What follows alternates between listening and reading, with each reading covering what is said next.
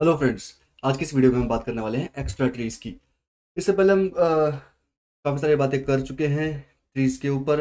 हमने decision tree देखा, decision tree की बात करी, हमने रैंडम फॉरेस्ट की बात करी, हम बीच में बैगिंग पेस्टिंग भी कवर कर चुके हैं। सो बेसिकली मैं ये कहना चाह रहा हूँ कि ये सारी चीज़ें जो है प्री रिक्विसाइट है इस वीडियो को समझने के लिए। क्यों? क्योंकि इस वीडियो में हम काफ़ी सारी बातें जो है पुरानी एग्जांपल्स पुरानी वीडियो से रिलेटेड करने वाले हैं। और बेसिकली अगर आपको रैंडम फॉरेस्ट नहीं आता तो फिर एक्स्ट्रा ट्रीज समझना थोड़ा डिफिकल्ट रहेगा। तो ये सब आपके पेज को साइड है भाई। अगर नहीं आता तो प्लीज़ जाओ, पुरानी वीडियोस देख कर आओ, समझो चीज़ों को, अपने डाउट्स क्लियर करो, फिर इस वीडियो को कंटिन्यू करना। ओके, सो इसे कर देते हैं रिमूव, इसे इरेज कर देते हैं and let's begin with extra trees. तो एक्स्ट्रा ट्रीज की शुरुआत करते हैं, राइट। हम्म एक्स्ट्रा ट्रीज, ओके। तो एक्स्ट्रा ट्रीज और रैंडम फॉरेस्ट में फ़र्क क्या है? देखो, फ़र्क समझने से पहले ना एक काम करते हैं, एक्स्ट्रा ट्री क्या है ये देखते हैं। एक्स्ट्रा ट्री, एक्स्ट्रा ट्री का नाम एक्स्ट्रा ट्री कैसे पड़ा? इसे बोलते हैं शॉर्ट में एक्स्ट्रा ट्री, बट इसका जो एक्चुअल नाम है वो है extremely randomized trees। कुछ क्लियर हो रहा है? देखो, एक्स्ट्रा ट्री से क्या क्या इंटेंशन आती है कि कुछ एक्स्ट्रा पढ़ने वाले हम ट्री के अंदर, कुछ नया डिसीजन ट्री आने वाला, कुछ कुछ नया आने वाला ट्री के अंदर एक्स्ट्रा आने वाला, कुछ नहीं है। जब हमने रैंडम फॉरेस्ट की बात करी थी, तो रैंडम फॉरेस्ट क्या था कि वहाँ पे कुछ फीचर्स और कुछ इंस्टेंसेस की जो सिलेक्शन है, जो सैम्पलिंग हो रही थी, वो रैंडमली हो रही थी, राइट। हमारे पास जो डेटा सेट होता है कुछ ऐसा, हमारे कुछ फीचर्स होते हैं और इंस्टेंसेस होते हैं। तो रैंडम फॉरेस्ट में क्या था कि ये सैम्पलिंग जो हो रही थी इनकी, वो रैंडम थी। रैंडमली कुछ भी फीचर सेलेक्ट कर लिया, रैंडमली कुछ भी इंस्टेंसेस सेलेक्ट कर लिए और फिर प्रिडिक्शन करके देखा। अगर सही है तो ठीक, मतलब रैंडमली सेलेक्ट कर लिया और बाद में लास्ट में एट द एंड उसे एग्रीगेट कर लिया। ओके, तो ये प्रोसेस फ्लो था पूरा रैंडम फॉरेस्ट का। बट एक्स्ट्रा ट्रीज क्या है? ये रैंडम फॉरेस्ट से थोड़ा सा ऊपर, मतलब एक्सट्रीमली रैंडमाइज। नाम समझो ना, एक्सट्रीमली रैंडमाइज, मतलब रैंडम ट्री से भी ज्यादा रैंडमाइज है ये, एक्सट्रीमली रैंडमाइज ट्री। अब थोड़ी सी इंडिकेशन मिल रही है क्या होता है ये, कुछ इनसाइट्स। तो ओके, ये हमने बात करी इसके नाम के बारे में। नाम से अब थोड़ा थोड़ा क्लियर हो रहा होगा कि इसमें बहुत कुछ, इसमें कुछ एक्स्ट्रा ट्री जैसा नहीं है, जैसे कोई डिसीजन ट्री का कोई एक्स्ट्रा वर्जन नहीं आने वाला। ये बस रैंडम फॉरेस्ट का ही एक ऑप्टिमाइज्ड वर्जन है, जहाँ पर जो जो ये रैंडमनेस है वो थोड़ी ज़्यादा बढ़ गई है। अच्छा, अभी कैसे बढ़ गई? तो जब हम ये समझेंगे तो अपने आप डाउट क्लियर हो जाएगा कि इसमें और रैंडम फॉरेस्ट में क्या फ़र्क है। अभी रैंडमनेस कैसे बढ़ी?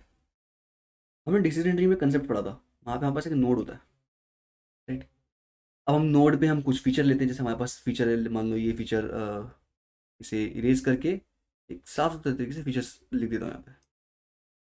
ओके, तो मान लेते हैं जो हमारा फीचर है वो यहाँ पर है A B C D E, ये ऐसे 5 फीचर है मेरे, ठीक है। रैंडम फॉरेस्ट क्या कर रहा था, ये जो फीचर्स है वो रैंडमली उठा रहा था, ठीक है। यानी इसने क्या किया, जैसे डिसीजन ट्री में एक टाइम वैल्यू लगती थी हमारी कि हम वो फीचर कैलकुलेट करता था कौन सा फीचर बेटर है कौन सा नहीं है। तो बेटर फीचर कैलकुलेट करने का टाइम बच गया, रैंडम फॉरेस्ट में बच गया। लेकिन रैंडम फॉरेस्ट क्या करता है ना, अभी भी कुछ कैलकुलेट करता है। वो क्या कैलकुलेट करता है?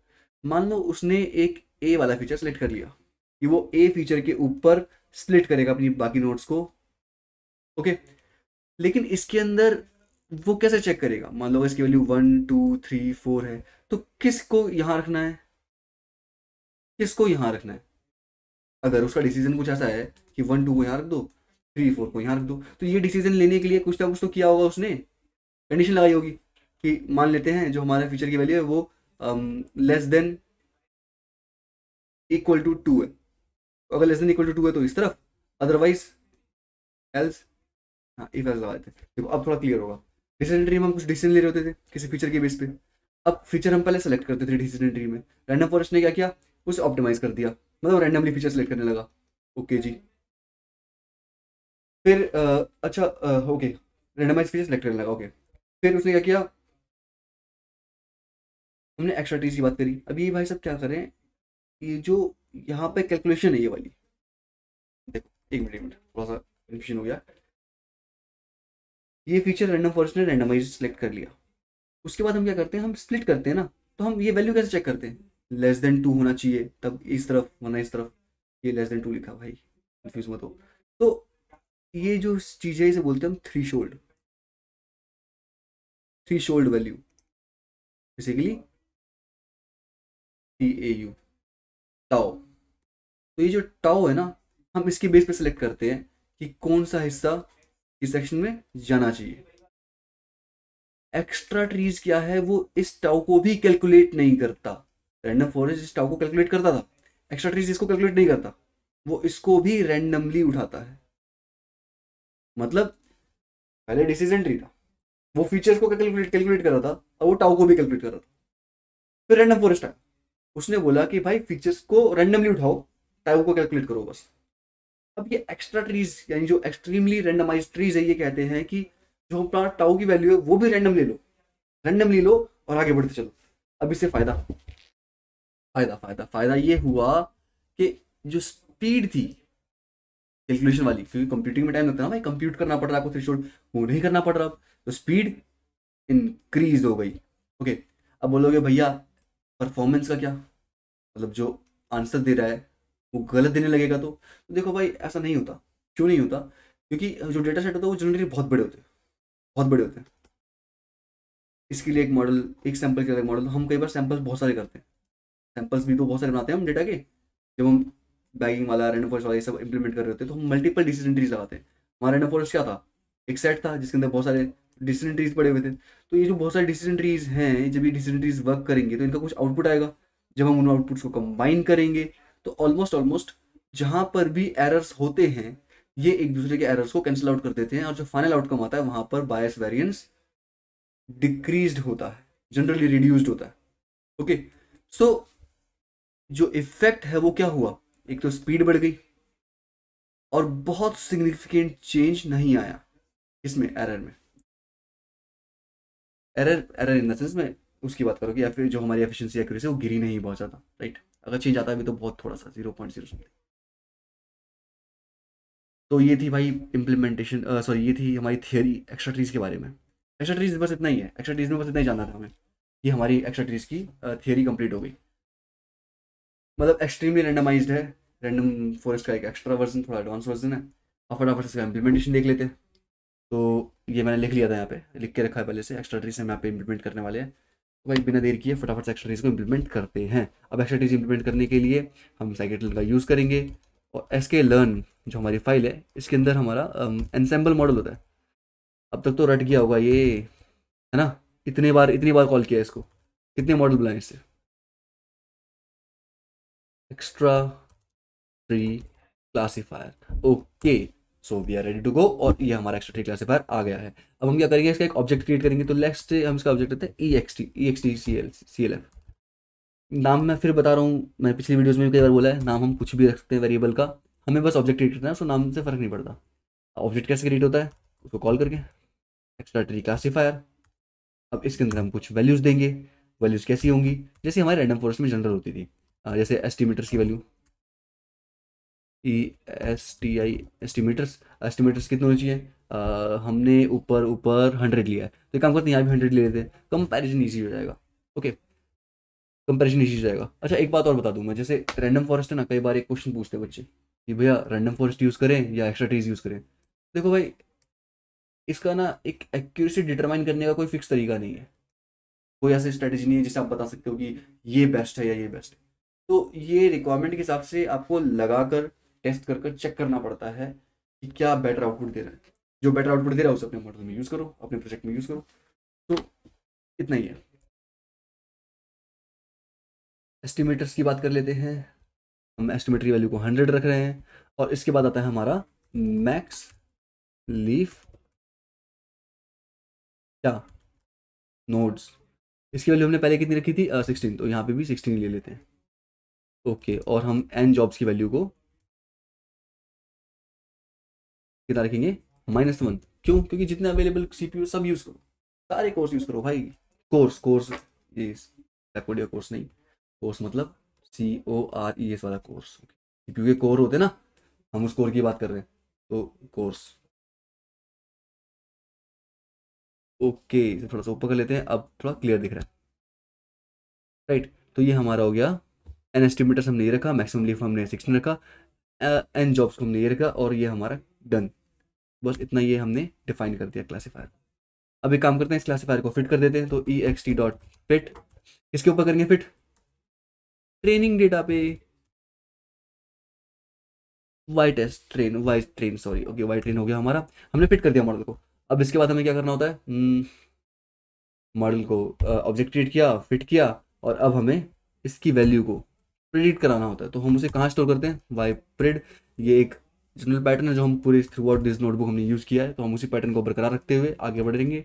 ext, हमने नए वेरिएबल नाम ext रखा, और हम यहाँ पे ext, ओके ओके ओके, एक गड़बड़ हुई है यहाँ पे, देखो भाई, बता दिया करो गड़बड़ होती तो बोल दिया करो भैया मिसिंग है कुछ, हम CLF लिखना भूल गए ऊपर, तो बोलते नहीं ना।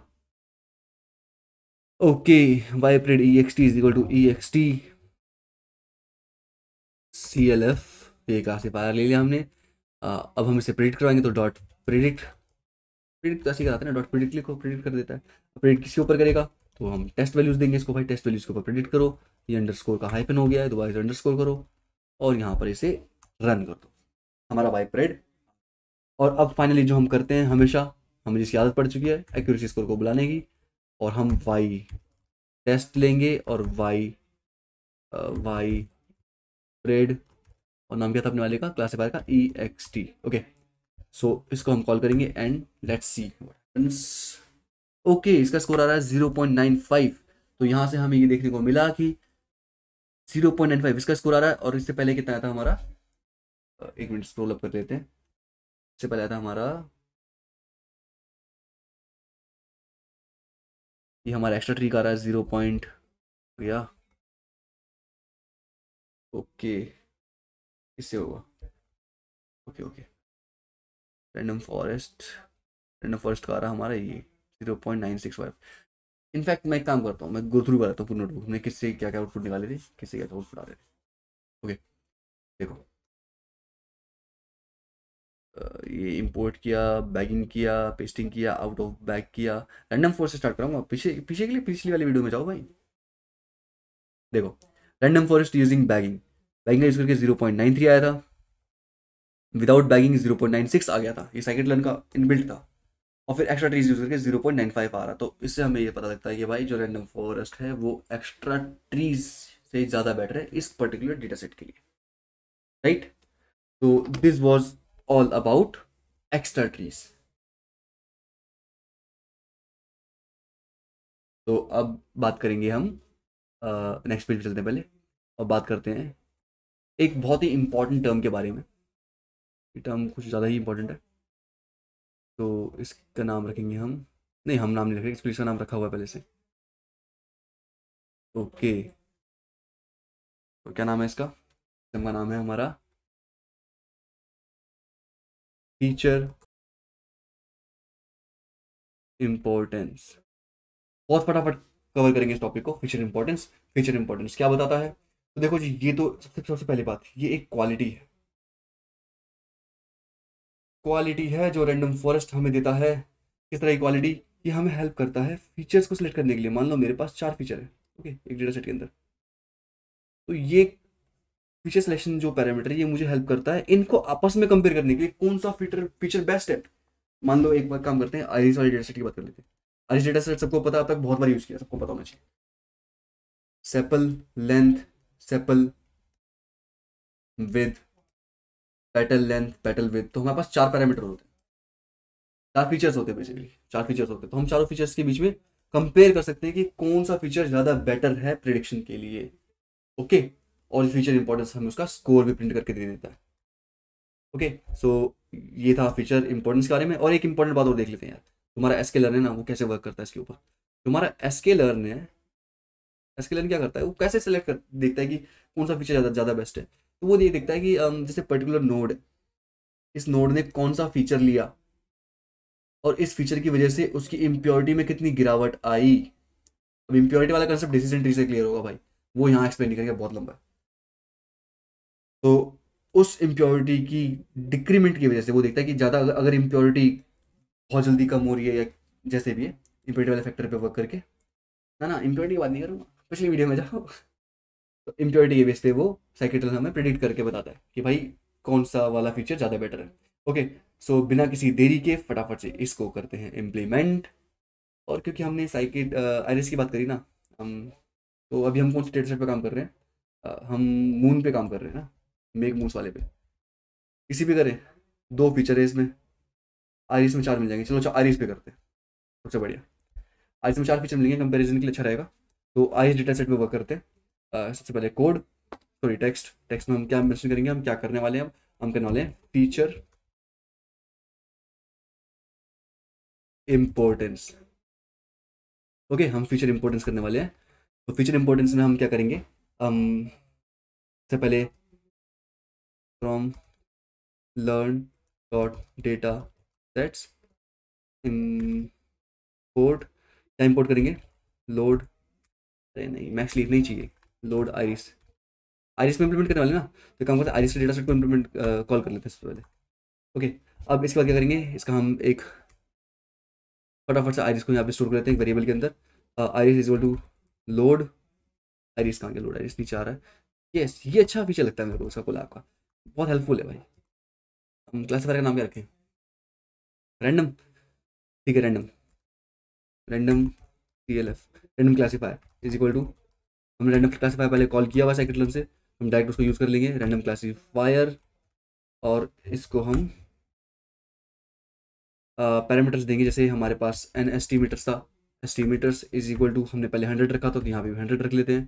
फिर हमारे पास क्या था, नंबर ऑफ जॉब्स था। नंबर ऑफ जॉब्स मतलब हम कितना CPU कोर यूज़ करने वाले हैं, तो हम इसे -1 रखेंगे, मतलब जितने अवेलेबल सब यूज़ कर लो भाई, बस बहुत है इतना।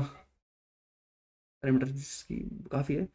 अभी काम करते हैं, इसको फटाफट से फिट कर देते हैं। तो रैंडम CLF डॉट फिट, और जो फिट किस पे करेंगे, आइरिस। आइरिस के अंदर हमारे पास जो हमारे एक्चुअल फीचर्स है वो डेटा के नाम से सेव्ड है।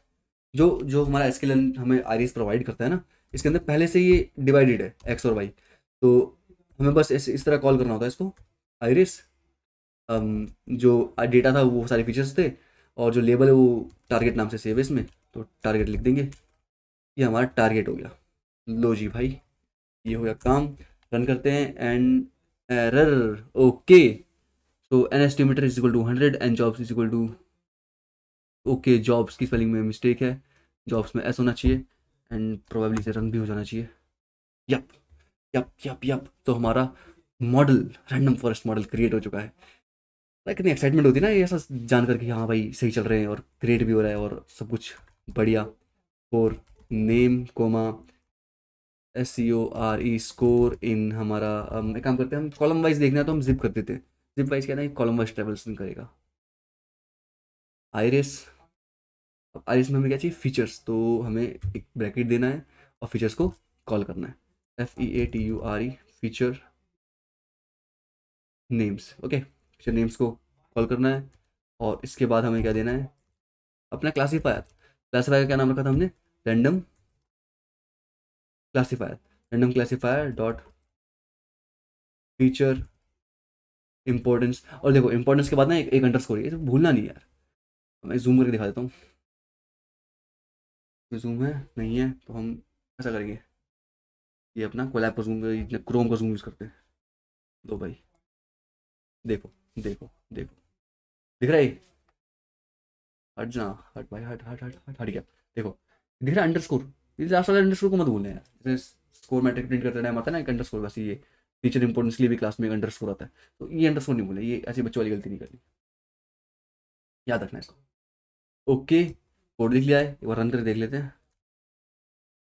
अरे फोर लूप लगाया है पर हमने आगे तो बताया नहीं करना है क्या फोर लूप के साथ। सही है सही है सही है, बच्चों वाली गलती अब हमने कर दी, नो प्रॉब्लम। जीना इसी का नाम है, क्या क्या बोल रहा हूँ, नेम SCORE स्कोर। ठीक है भाई, रन करते हैं इस कोड को। कहाँ गया कहाँ गया, यहाँ पर है, control enter and run. Okay, so यहाँ पर हमें मिल गया है हमारा डिजायर्ड आउटपुट। ओके, फटाफट से देख लेते हैं, स्टडी कर लेते हैं क्या कहता है, कहना चाहता है आउटपुट हमारा। हमारा आउटपुट कहता है कि जो सेपल लेंथ है वो उसका स्कोर है 0.11, सेपल विथ का स्कोर है 0.027, बहुत कम, बहुत ही कम। ये तो प्रेफर्ड कभी नहीं किया जाएगा। पेटल लेंथ है 0.44 और पेटल विद है 0.40। सो सबसे ज़्यादा प्रेफरेबल जो फीचर होना चाहिए हमारे लिए वो है petal length and number 2 is petal with. Okay, तो इस तरह से ना हम आपस में फीचर्स को कंपेयर करके चेक कर सकते हैं। ओके, तो this was all for this lecture. आज हमने बात करी इसके बारे में, फीचर इंपॉर्टेंस के बारे में, और इससे पहले हमने बात करी थी एक्स्ट्रा ट्रीज के बारे में। तो दिस वाज ऑल। तब तक मिलते हैं अगली वीडियो में अगले नए टॉपिक्स के साथ। तब तक आप लोग इसे प्लीज़ पढ़िए, ध्यान से पढ़िए, सिर्फ पढ़िए मत, ध्यान से पढ़िए। समझ नहीं आता तो दोबारा से रिवाइंड करके चेक करिए, देख के पढ़िए। कंसेप्ट की क्लैरिटी होना ज़्यादा इंपॉर्टेंट है, राइट। वॉच देखने से नहीं कि हाँ मैंने 10 वीडियो खत्म कर दिया, आज मैंने 15 वीडियो देख लिया, इससे कुछ नहीं, फर्क नहीं पड़ता। अगर वो क्वालिटी नहीं आ रही ना आपके कोड में तो फिर बेकार है सब, राइट। तो ध्यान लगाओ भाई, ध्यान लगा के पढ़ो। मिलते हैं अगली वीडियो में, तब तक हैव अ गुड टाइम।